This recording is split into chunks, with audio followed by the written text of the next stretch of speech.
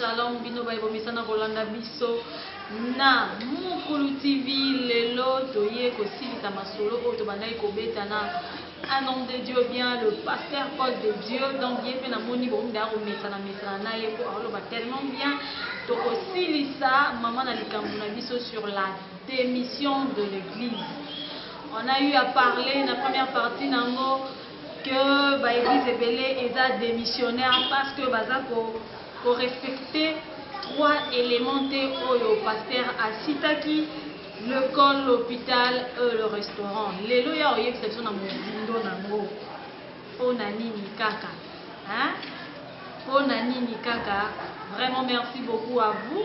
Oh, Bomesana Kolanda, merci à Pasteur Bavon, merci à Maman Thérèse Louis, merci à tous ceux-là qui me connaissent, tous à péter, tous à la question n'a bien hésité, ne tout pas monique pasteur à Olo Marambo et autres ça a été trois des réponses et ça libère nos caca, un numéro dans la moana, un numéro comme Mina Moana, Bengano Kaka, Toko, Yambayo, bonjour papa. Bonjour maman Sandra, merci papa, en tout cas nous avons mourir au Yambo, sous une émission. Amen. Nous avons fait la sécurité et c'est comment ils ont pas le temps de voir possibilité de ce monde de la vie. C'est pour la salle de gloire à Dieu, papa. Toye ko silisa masolo oyo to bandaki sur la démission de l'église. Papa, yo lobi ke ba église est déjà démissionnaire. Est-ce que kokina nous démontrer les missions montées par rapport à la référence biblique? Bisika wapi Jésus on a yé asalaki makambo lakisaki ke l'église doit kozala école, restaurant et puis l'hôpital. Ok, maman Sandra, sans pour autant tarder, tous on a une Bible. Toko tana Bible, tout tanga muke et puis toko pour faire comprendre mal de Toko tanga na mukanda ya Luc chapitre 9 verset 10 nous descendons. Je vais lire pour notre Seigneur Jésus-Christ. Les apôtres étaient étant de retour, racontèrent à Jésus tout ce qu'ils avaient fait. Il les prit avec lui et se retira à l'écart du côté d'une ville appelée Bethsaïda. Les foules l'ayant su, les suivirent. Jésus les accueillit. Il leur parlait du royaume de Dieu. Il guérit aussi ceux qui avaient besoin d'être guéris. Comme les jours commençaient à baisser, les 12 s'approchèrent et lui dirent: renvoie la foule, afin qu'elle aille dans les villages et dans les campagnes des environs pour se loger et pour trouver de vivre, car nous sommes ici dans un lieu désert. Jésus leur dit: donnez-leur vous-même à manger. Mais ils répondirent: nous n'avons que 5 pains et 2 poissons. À moins que nous allions nous-mêmes acheter de vivre pour tout ce peuple. Or, il y avait là 5000 hommes. Et Jésus dit à ses disciples: faites-les asseoir, pas rangés de 50. Ils firent ainsi, et ils les firent tous asseoir. Jésus prit les 5 pains et les 2 poissons, et levant les yeux vers le ciel, il les bénit, puis il les rompit et donna aux disciples, afin qu'ils les distribuèrent à la foule. Tous mangèrent et furent rassasiés, et l'on emporta 12 paniers pleins de morceaux qui restaient. Maman, on est en train de nous parler d'une foule. Et yokaki ke Yesu azoleka. Tango Yesu auti kokutana na ba disciple ba bakendaki mission, ba disciple falaki basala restitution. Ya mission ko bakenda kosala. Tango bake bakutani na Yesu, bato bayokaki ke Yesu aza bisika songolo pakala, bato wana balandaki. Pour ton information, bato wana balandaki non pas parce que bachaki bandrol, to bapesaki bango batraite, to banda kobelela na micro ke Yesu yo nazoleka, mais parce que bato wana bisika nyonso banda koyoka Yesu azalaki, il y avait quelque chose qui les attirait. Qu'est-ce qui les attirait? Bible les autres batango bakuye Yesu aïsi ba yekoli na ye bafandisa bango. Une certaine compassion que Jésus avait. Azaki na compassion. Basali nzambe faut bazala na compassion. Tango batu bazwa epa na yo, zalana na compassion. Alors tango afandisi bango, la Bible me dit qu'il est enseigné du royaume de Dieu. Donc Jésus-Christ a dit maloko la bolakisi. Azotangisa bango na o etali bokonza likolo. Donc en d'autres termes, la première des choses, tango batu baye pa naye, lui qui est le maître de l'église, le fondateur de l'église, tango batu baye pa naye, et le kwa liboso akomi kotangisa bango. Afandisi bango. Beaucoup de gens, quand les gens viennent à l'église, beaucoup de pasteurs, Fandisa Kabadoute, Moutuka Likolo Mamie prophétie, ou Mamie délivrance. Non, Fandisa Moutou. Prophétie moindre. Non, on va en parler. Fandisa Moutou, Banda Sibo Kotangisa. La Bible dit ceux qui connaîtront leur Dieu les serviront avec fermeté. Connaissance Wana Kosala Kekolonga Moutou Nakati. Il y a boulou yekwa za la kanango akoyeba ki o ifona senga nzambe za nini. Parce que la Bible dit vous demandez mais vous ne recevez pas parce que vous ne savez pas bien demander. Ce qui nous ayekoli lolenge nini ya kosenga nini faut senga. À ce moment-là cette personne là a commencé à sembler là penzamba zo sala. Wana ko pas que vous en sous-souté. Non en fait pas ça. Ah, donc là c'est l'église na yo pour église na. En fait c'est pas mon église. Non. Et ça existe ensemble. Ça, ce ne sont pas des stratégies. Ça, je suis en train de faire ce que Jésus-Christ, même le magistère par excellence, nous a montré. La première des choses, enseigner. Donc ça, c'est vrai. La deuxième des choses, Bible les autres, ceux qui étaient dans le besoin, il les a guéris. Ça signifie que l'église doit être aussi un lieu où il faut traiter.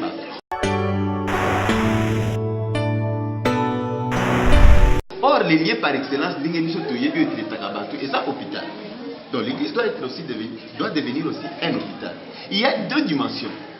Sur le plan spirituel et sur le plan matériel. Et les autres traités Batou, Nao Etali, Oza Molimo, Oza spirituel. C'est là que délivrance est dans la dimension. C'est pourquoi moi je dis que la délivrance dans le discours programme, il y a Jésus dans Isaïe 61, ce n'est qu'un aspect de la libération de l'homme. Parce que l'homme a trois parties dans le Bakiango. Le corps, l'âme et l'esprit. Donc, wana église fait comme appel hôpital. Et puis la Bible me dit ceci, batouana bayoka kinzala. Tango bayoka kinzala, Yesu alesaki bango kaka liloba te, alesaki bango pe mapa nambisi. Ça signifie qu'il les a nourris aussi dans la chair. Donc, l'église doit être aussi un restaurant. Non seulement c'est pourquoi on dit dans la première communauté chrétienne, il n'y avait pas de besogners. On mettait tout en commun. À tel point que l'église, il faut être à la bisika ni nitango batubazoya, batubakele la te, batubazala, batubaye na pasi bazongi na ici. Parce que la Bible dit personne ne peut venir vers le Père azonga lolengana. Si vous êtes dans l'église à côté, il faut azonga na isengo. Donc sora zaki na nzala na yoka bugula obi ke papa ngana église mongo ya baluba. En tout cas les baluba mais si c'est parce que nga pe na nga ya vino. Mais église wana na c'est fait la kanango parce que ici mon église na ba sambela kuna. Papa, on ka so qu'il te sili. L'église de la ba munda na biza baluba. Kukula na zo kukula bolie, c'est tous les papaya. Kukula bien na moi sucré, les pas bon sucré. Donc, non, maman, quelque part, je vais vous dire quelque chose. Et ça m'a été, bazokota na tradition à l'issue africaine. Chez un Africain, tango bayambio, il faut pas faire ça na eloko konya. Ces églises-là comprennent que toliesi mutulilo banzambi. Mais pour na kolakisa esengoana, il faut tout ça la moi agapé na mutona, tout partager na mutona. Moi, je crois que c'est pas mauvais. Ah oui, en tout cas, bandeko balandi, partons de bonne odeur pour Jésus. Tozaka wana kati ambiance yango kaka ndenge ezalaka masolo yango kaka masolo yango vraiment pasteur azoloba bien makasi papa sikoyo ndenge olobi ke moto alie liloba alie mpe na biloko seke na école mpe ntango koenseigner parole il faut mpe oyo mpe bazwi bachance ya kotanga te il faut aussi créer des écoles comment. Merci maman. Tokotana dans la Bible, totanga kaka Matthieu 7 verset 28. Na mukuse kaka. Matthieu chapitre 7 verset 28. On nous dit ceci.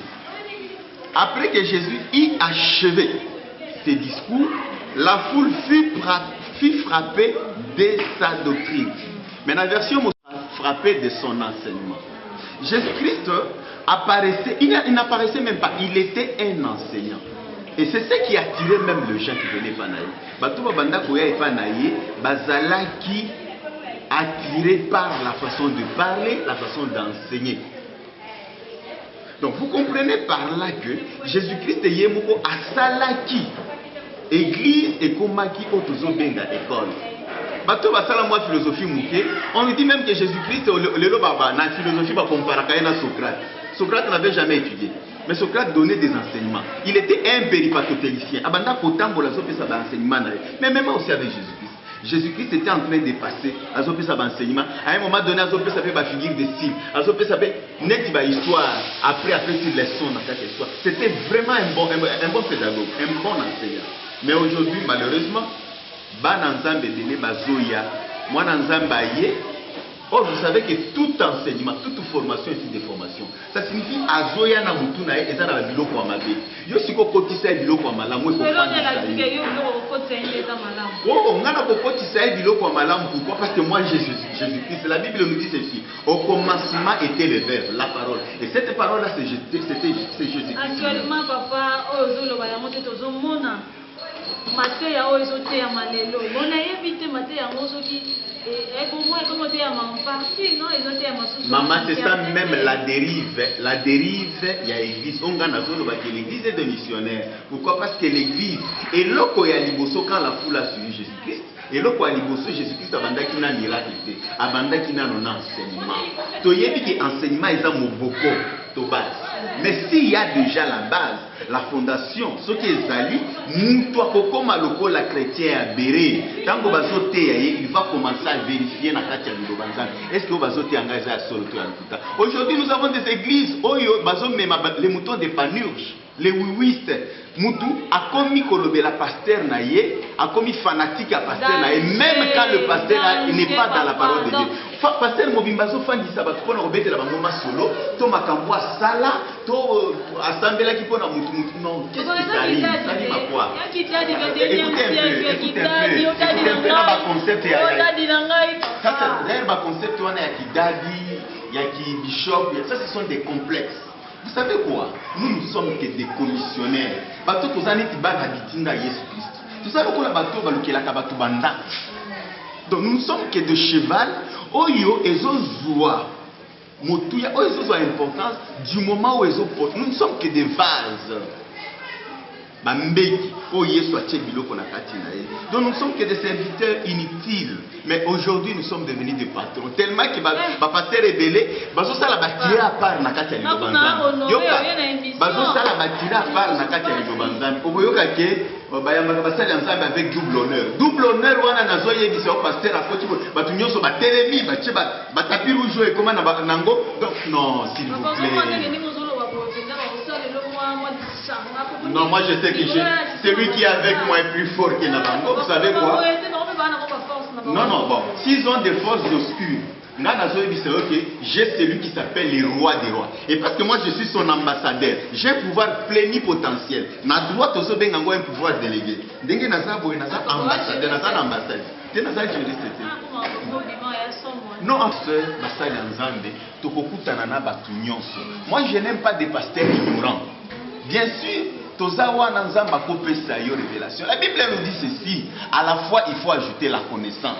Basali nzambe le logo téléma, internet ezali, Google ezali, tout ça la recherche. Nous devons donner la sémence, la parole au temps convenable. Les lobotika babiloko ba miracle à pamba, ba masola, ba prophétie à pamba. La grande prophétie par excellence, c'est la parole de Dieu. C'est la parole de Dieu. Non, écoutez, non, d'abord la parole de Dieu est la prophétie. Et cette parole de Dieu là, voilà Banda et Pasuka, nous tous nous avons accès à cette parole. Quand tu as la parole, tu vas comprendre ce que le Seigneur va te parler à travers la parole. Yami Balé Siko, il passe au milieu de la prophétie. Yami Balé Siko, la Bible dit ceci.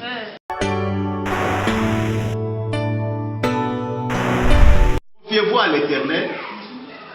Vous serez affermis et à ces serviteurs vous réussirez. Quels sont ces serviteurs Oyo pour réussir? C'est un serviteur qui a la parole. Non, s'il vous plaît, quelle parole? Il y a parole et parole. Oh, évidemment. Yoka, les gens n'ont pas parole pour ton information. Le prophète Mosusu, Bazobi mis sa parole à partir ya ba biloko moko batia bango baliaka soki banzete soki ba biloko nini bazolia yango ndezo permettre bango balo ba mosusu basala bango ba tatouage na miso pour banda komona ba biloko bamona ka ba makambo ba bisa bino. Et quand vous on vous dit des choses comme ça, vous pensez que c'est la parole. Or nous avons vu Paul batelemaki boy, il y a une femme wakomaki koloba des choses sur Paul. Paul a dit azana esprit à piton. Papa yo kana papa na ngai ah mama kolobeze belé papa na ngai ebongo sikoyo na ka oyo Moïse nzambe pe tango atindaki apesaki bilembo beta boye baluki nyoka sala boye abie moko Jésus azwa ba potopoto atia ba miso ya munza na omona te siko soki poke na église mo ba ebisi yo maman il faut pesa boye il faut sala boye parce que na Bible pe Moïse atambulaki na bilembo na nzambe kutu Jésus mo kabetaki potopoto na miso basali ebongo pe kiso pe ka parole ezate makambo na pesa kaka en dehors ya batongo basape na kati bato baza démissionnaire to pe bazo accomplir une partie de la. En fait olingio me manga par rapport ya makambo zo sala malino ya ba miracle bazo misa bato ba PC bazo sala bonabo. Ce sont des bêtises. Ce sont des bêtises maman. Moi je vais vous dire carrément. Nous devons faire ce que Jésus-Christ lui-même. Ce que Jésus-Christ lui-même a prévu tout ça là. Nyonso eza omoni ba juriste hein. To na mboka mobimba. Na mboka nyonso eza na ba benga la constitution. Tout ce que vous faites en dehors de la constitution, eza bozo salango eza légal. Dans notre vie, ya bana nzambe, nous avons aussi la constitution, les livres par excellence, les livres des livres, c'est la Bible. Moi je m'inquiète d'ailleurs na mona ba musuna ba brochure. Non, c'est la Bible. Omoni Bible nyonso eza. Donc tout est ici. Si vous voyez quelqu'un, pasteur, nani, oyazo sala eza conforme na liloba nzambe te. Même s'il y a une révélation, même s'il y a une inspiration, il faut nyonso concourir na bunzambe. Ce qui est dans la bunzambe na kati na ngote, il n'y a rien de bon. Il n'y a rien de bon. Je vous donne un exemple. Au moni mutu, aouti, donc église, ils en avaient des prières, mais mutu wana aouti pasteur. Aouti kozala na baseur ya église bato sala ebomo mais abimi boye na kite bandi déjà koti na kite comme on fait ça ba prophétie noir sur blanc sur makambo na nyos. Tu vas me dire que c'est de Dieu ou c'est des pitons. Il faut être très sûr dans makambo à prophétie wana. D'ailleurs nazomona na ba église de Béni bazo comme consultation prophétique. S'il vous plaît, ça ce sont babilo komoko ya diable. Dans le Nouveau Testament, ça c'était dans l'Ancien Testament. Or l'Ancien Testament est l'ombre des choses à venir au Nouveau Testament. Dans le Nouveau Testament, je reconnais seulement Pierre à Koyaki et Paul à Koyaki. Tant que Paul à Koyaki, le Seigneur a lobelaki déjà Ananias. Que Mutumoko à Koyabo et Baumemela Mutumoko. Aujourd'hui, la prophétie c'est quoi? Il faut par exemple nga musali en Nzambe. Nzambe azolo belanga na lali pa na ngai. Ton Nzambe azolo bela sœur moko boy. Oui. Et ça va biloko te na ye na fandi boy na check it. Batu bakomi ko ya tour. Et wana ya Nzambe. Pour mettre de l'ordre. Non, wana ça va banti. Pour mettre de l'ordre. Wana donc yo fandi wana ozana cliché moko ezobi makambo nyonso azoya makambo na yeso bima. Wana tu es un petit marabout. Oh papa, comment Bible ezolo bato kosala koleka. Kosala koleka za kofanda ça. J'aurais préféré que namona ba disciples ba osala ngobongo. Surtout bana poto ebele lelo bokomi ozana poto kuna ozobenga mutu moko aza poto oyo. Papa nzamba azolo bani mutu azo biso makambo. Ezo toucher pe sensibilité na to vie ozo vivre. Mais on dit que parce que mutu azo c'est de Dieu. Non, s'il vous plaît bana poto. Vous avez la Bible, vous avez la parole de Dieu. Confiez-vous aux hommes de Dieu qui sont là-bas. Ceux qui okuta na musali nzamba même s'il est en heure de paix. Non, pas ni confier pas na biso. Nous allons leur parler de la parole de Dieu. Nous allons leur parler de la parole de Dieu. Quand on entre seulement dans la volonté de Dieu par rapport à sa parole, tout se réalise. Parfum de bonne odeur. Pour Jésus, comprenez que Platon a dit ce qu'ils ont chauffé. Ni par ailleurs, kaka alors. Abonnez-vous, aimez, partagez pour la gloire de Dieu. Papa, en tout cas, makamuko ezali malamu mingi. Sikoyo na cadre ya hôpital. Sikoyo soki muto aye na kati ya église, azobela bina maladie spirituelle mais maladie normale. Bozwa rapé en charge. OK. Nde bisika oyo monaki Yesu Kristo. Bazolo babatu oyo babandaki kobela. Yesu Kristo abandaki kwa côté guérison et pas na bango. Ça signifie ceci. Quand on parle de maladie dans l'église, ou église hôpital. Église hôpital, ils ont traité makambo mibale. Il y a makambo spirituel, ils ont fait makambo oyo, ils ont nzoto. Quand on a un makambo spirituel, c'est là qu'on parle de la délivrance. Par exemple, mari de nuit, femme de nuit, makambo mutoazan nango, il y a esprit habité. Nous avons le pouvoir, homme de Dieu, de présenter à travers Bisso Batubakutanana docteur Jésus. Le docteur Jésus, ça signifie c'est lui qui est capable. Il y a 100 000 mabewa na kei. Nous avons aussi, parce que Dieu est souverain, comme la femme qui a la maladie à Makila. Aussitôt que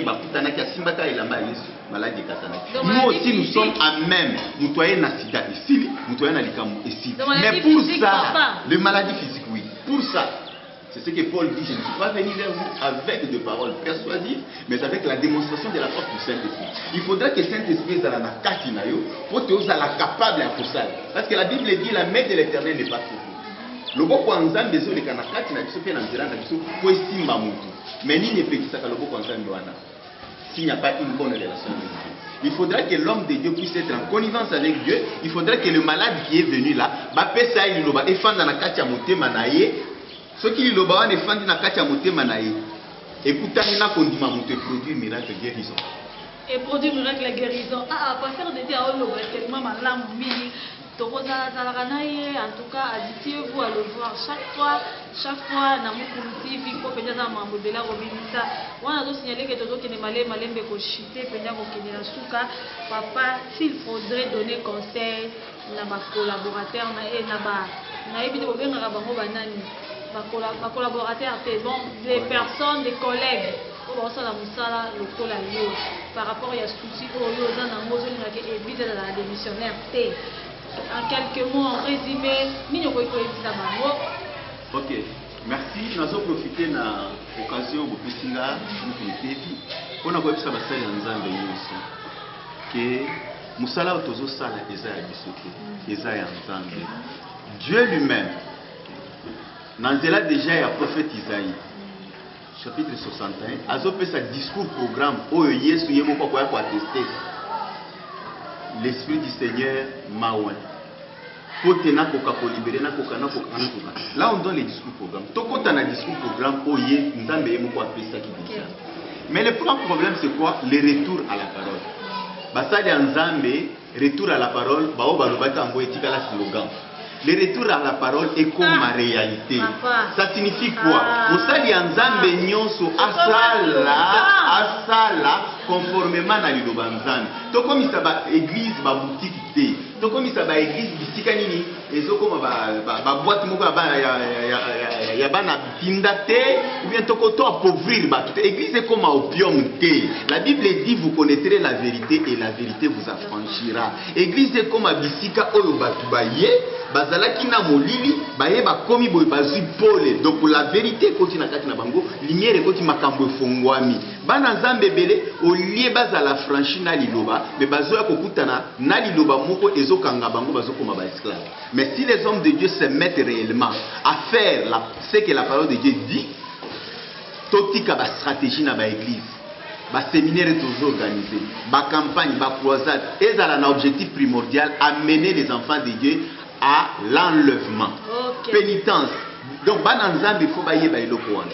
To sala ba biloko nani viser na biso ezaka ka ya bambongo te. Poko mona service église sala ka ba service. Soko landeli na ba service nya rien ya ko préparer bana Nzambe na enlèvement. Au finish c'est quoi? C'est l'argent. Ba mususu kutu ba koma mibenga ba ministre de l'économie dans l'église un pasteur qui est capable à kochina bana Nzambe comme ministre. Non, ils sont là.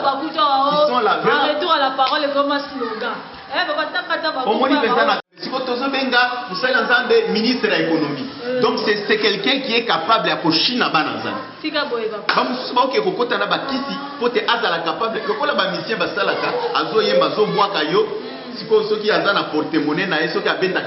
la même chose que ces gens-là font. À tel point où il faut comprendre que les bactéries me commis belé natana bambongo comme on a onction ya poto ya kokende poto maman est onction kokende poto ezalaka to onction ya libala ezalaka qu'est-ce qui donne l'onction? C'est la parole de Dieu. Ceux qui okutanika na lilobanzambe on dimeli lilobanzambe wana Ah oui, Jésus revient bientôt, Pasteur Alobi. Tomi Lengela, Bino Baiboko Kambakaba, Amiangani Nzambe, Koloba Milimo. En tout cas, préparez l'église en l'enlèvement parce que Jésus revient bientôt. Papa, moi, salutations, moi, et tout cas, tout cité dans l'émission Nabiso. Ok. Salutations Nanga et Liboso. Salutations Nanga en fait. Nazo pesa basali Nzambe nyonso mbote. Baiba usali Nzambe na kati ya Bosolo. Ok. 2, 3, 0, actif. Ok, liloba yasuka unga na koloba ya liboso eza kopesa bana Nzambe nyonso mbote na kombo ya Yesu Kristo, kopesa pe basali ya Nzambe nyonso mbote. Susi na ngai eza boye, susi na ngai eza ke tozonga na kati ya liloba ya solo. Le retour à la parole eza la slogan te, mais eza la vie na biso mobimba. À travers biso batu ba découvrir le docteur Jésus. Parce que mutuaye na likambo na ye azi solution. Mutuaye ezate mutuaye yo komi ko shina ye. Non. Wana na kosenga na basala nzambe. To luka komema batu na kati ya ba scénario te, koke kuluka bakisi pona ba miracle po batu baya te. O ebendaka batu c'est la parole. Tote ya batu liloba ya solo. To luka pe liloba wana tote yango na se ya kuiti to na se ya bakisi moko bote tote ya liloba ya solo. C'est la parole qui va attirer les gens. Liloba wana nde kokangola batu nde kosala batu bakende liboso. Na kopesa basali ya Nzambe nyonso mbote ba mikolo baleki bayaya bango nyonso na pesi bango mbote na kombo na Yesu Kristo to sale na musala Nzambe ndenge lokani. Na kopesa bandeko na biso nyonso ba olanda biso mbote na kopesa pe numéro na ngai bato bazana poto bazana posa ba contacter ngai. Bandeko na biso ya RDC, bandeko na biso poto partout, nous devons partager la parole de Dieu, il faut tout partager makambo. Vous pouvez m'avoir na numéro na ngai plus 243 82 82 284 92. Wana bozanga na WhatsApp to solo là, on va voir ce qu'on peut faire pour tout sambela les uns pour les autres. Vraiment nzamba pambola bino na PCP géniteur ya mukulu TV mbote na sepeli na musalo zo salema na mama Sandra na bandeko nyonso vraiment nzamba pambola bino tozana bino elongo pote musala nzambe ekende liboso. Merci. Ah oui, merci beaucoup, pasteur. On a vraiment honoré la présence dans une émission à Bisso. On a invité Togoza Mingi, dans 4 émissions, Oyo, Nzamba Kozanga Te, Kopambo la Bisso, Naba Oyo, Balandaka Bisso. On a invité Kopesa, merci. Naba Oyo, Nzabesana Kolanda, Mukulu TV, Bolembate, en tout cas, Boy Sabate Konabino, Boy Sabaninga Nabino, Kenny, par ailleurs, Kaka Awa, Namukulu TV, Makambo, Boy Zalaka, Kibonzambe, édification. Vraiment, et à merci na pasteur Bavon, merci na Maman Thérèse Mouy, merci na Moulonda, merci na Amisi et la Menji, merci na Bino Nyoso Boye Binga Boye Tokutani na numéro Mosusu, merci.